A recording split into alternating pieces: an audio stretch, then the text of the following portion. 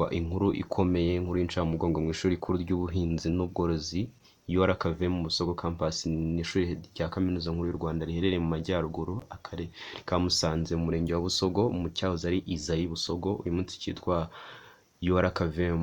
Haravugwa inkuru y'uruhinja rwatoraguye muri toilette yaho mu kigo, impande ya hosteli ziri mu kigo neza muri campus. Umuyobozi wa polisi mu ntara y'amajyaruguru ahamya aya makuru yavuze ko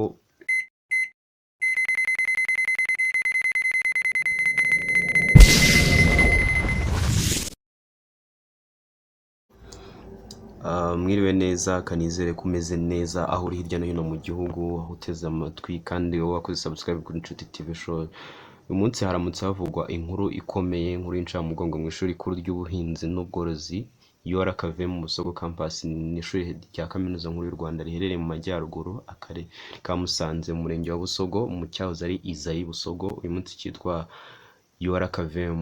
Haravugwa inkuru y'uruhinja rwatoraguye muri toilette yaho mu kigo, impande ya hosteli ziri mu kigo neza muri campus. Umuyobozi wa polisi mu ntara y'amajyaruguru ahamya aya makuru yavuze ko yagize ati mwaramutse neza, yego nibyo, kuwa 30/5/2024 saa 9 muri UR KVM habonetse umurambo w'uruhinja rutazwi muri toilette, bigaragara ko rwari rumaze amasaha hagati ya 12 na 24 ruvutse.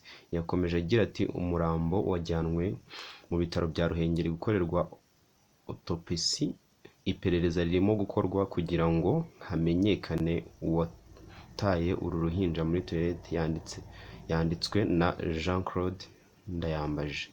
Rero aya makuru yaje kuba impamo kuko nyuma yaho gatoya ku itariki 31 mu masaha y'igitondo nibwo haje kugaragara uwataye umwana, nyiri uyu mwana, dore ko yari akigaragara mu kigo, ntabwo yari yagasohotse mu kigo. Rero akaba yashyikirijwe RIB, kugeza ubu akaba ari gukurikiranwa n'abaganga. Indi makuru turaza kumenya, turaza kuyabagezaho. Mukomeze mubane natwe, kora subscribe kuri YouTube channel yacu, ikaze komeza ubane natwe aho uri hose. Ibihe byiza, Islam Shalom.